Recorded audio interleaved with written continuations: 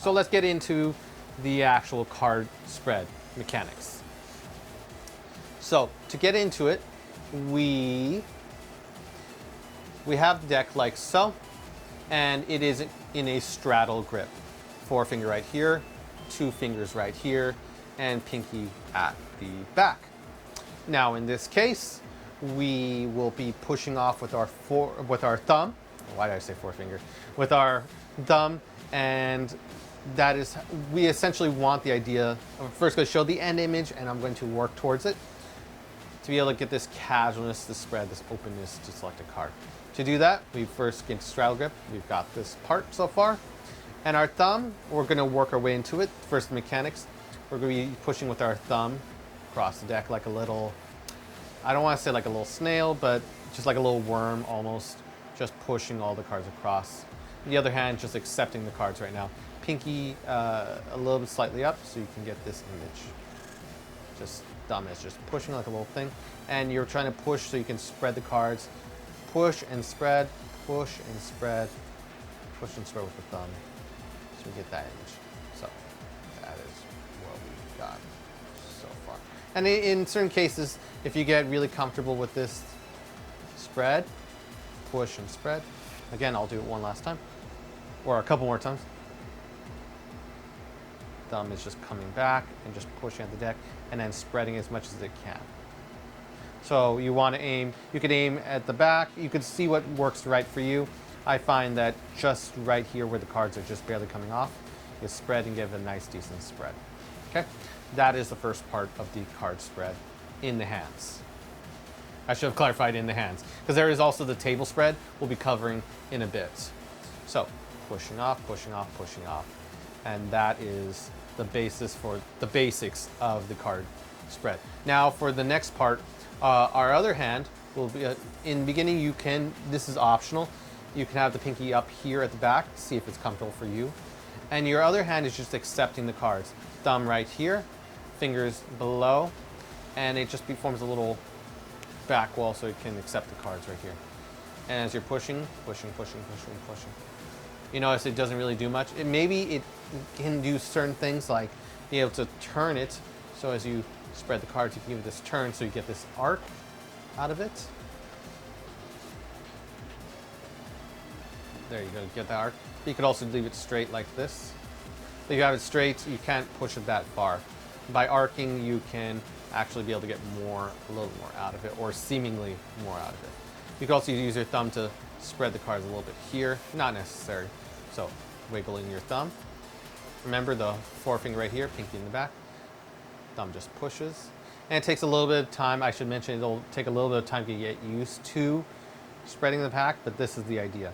Even if you just leave your hand right here, you can get a decent card spread out of it. For the context, because I know some people may do this in reverse, my recessive hand, which in this case is my right hand, is doing nothing. And so you can, with the thumb pushing, pushing, pushing regularly, you can get a good card spread. You could just go like this and say, take a card. And you can get a decent card spread out of that. You can also push, push, push, push, push. If you want to, you can pull, this is a Kotsia Kimlot idea, or it's not a Kotsia Kimlot idea, but he was a poster child of this idea.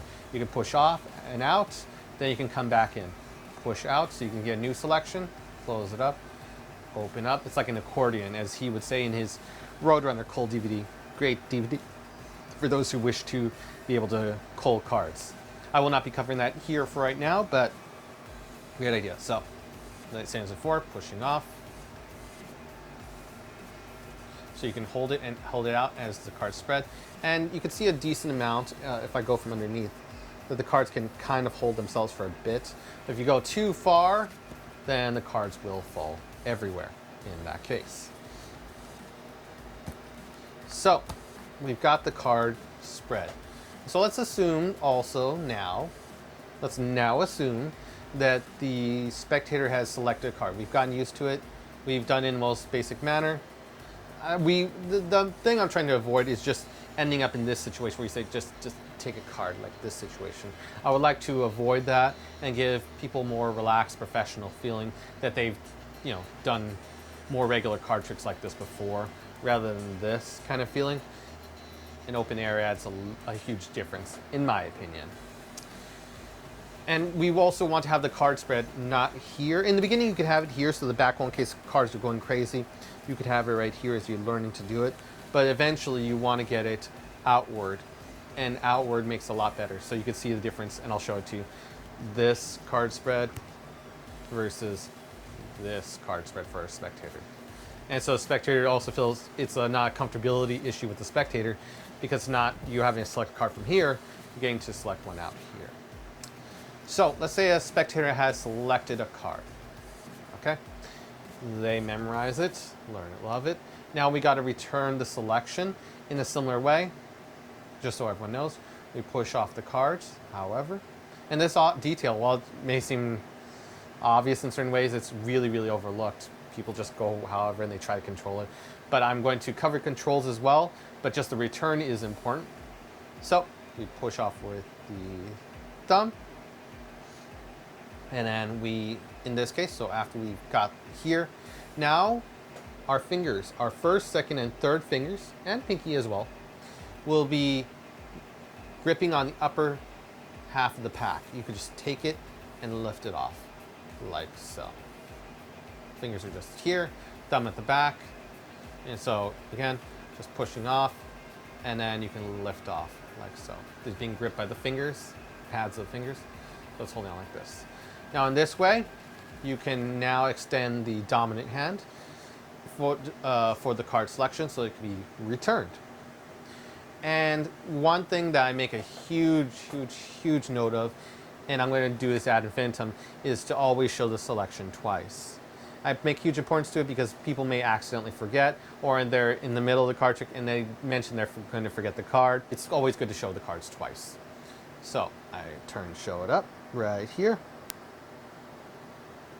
And then I can get a break under it, either above or below. And this will be for our next section of card controls, however we control the card. So if you want to go to the bottom, so after we've shown the card, again, we always show it twice. Then we can get a pinky break below it if we want to go to the bottom of the deck, or if we show it and then we get a break above it, we're going to control to the top of the pack in this case. And then from these here, so how do we control, how do we get set ready for the card return? We take all these cards, we just let them hit against this, I don't know the term for this, I excuse my lack of terminology, but we just hit the pad, this area of the hand right here, of the thumb, the meat of the hand, and we just hit it right here. The pinky goes right here, and now we have a break above the card. In a similar manner, let's go back to the card selection. If we show the card, we get a break below it, put the cards back, and we can square everything up using our middle finger and thumb. Forefinger covering that obvious break right here. And now we have the card set to be controlled to the bottom of the pack. I never even knew what the card was. Oh, 2 hearts. So now we have it set to be controlled to the bottom of the deck, which we'll cover in the next section of the video, section 2. In section 1, we're going to cover all the other controls.